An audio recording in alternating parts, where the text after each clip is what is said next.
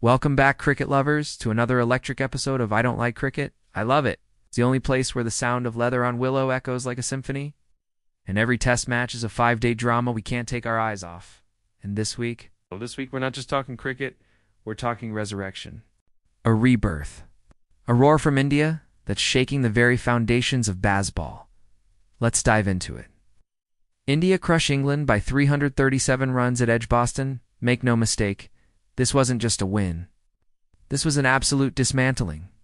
India piled up 587 in the first innings, declared on 427 sixths in the second, and set a world record target of 608.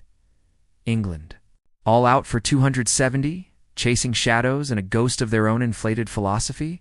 The headline? Shubman Gill's glorious captaincy and batting double-double. 269 in the first dig, 161 in the second. Akash deep, 10 wickets, including 6 in the final innings. Baseball burnt to a crisp. Gill, the captain India didn't know it needed. Is this the moment we look back and say, that S when it all changed? Gill batted with the freedom of a jazz saxophonist and the precision of a Swiss watchmaker. His 269 was a canvas, strokes all around the wicket, disdain for the short ball, and a complete dismantling of England's spin and pace. He followed it with 161 in the second, making him the first player in Test history to score a 200 and a 150 in the same match. He hit England's bowlers like a well-cinched metronome, making even their best look toothless. And as captain, calm, measured, tactical, his field placements were sharp, declarations perfectly timed, and most importantly, his belief contagious.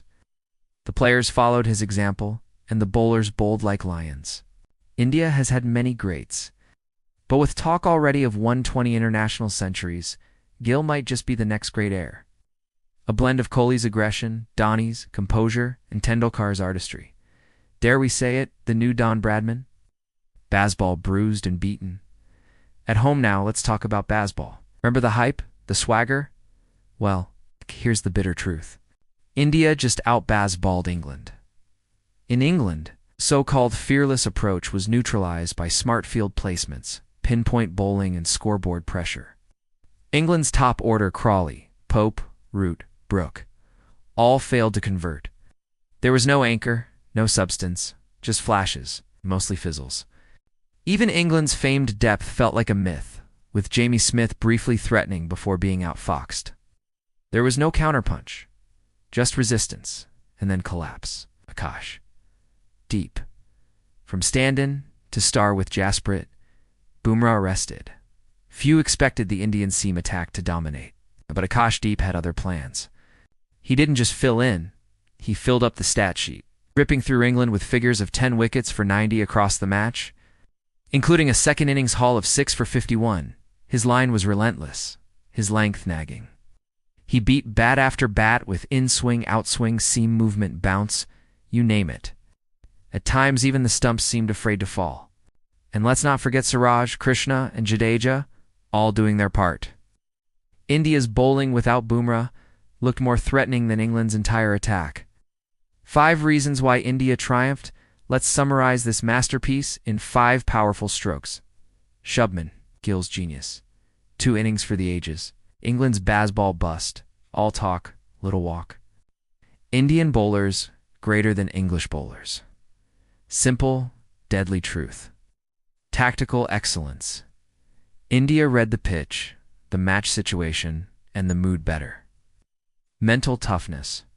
When it mattered, India stayed sharp. England wilted. What this means for India, India came to Edgbaston carrying the weight of recent overseas disappointments. They leave with a 337-run win, momentum, swagger, and belief.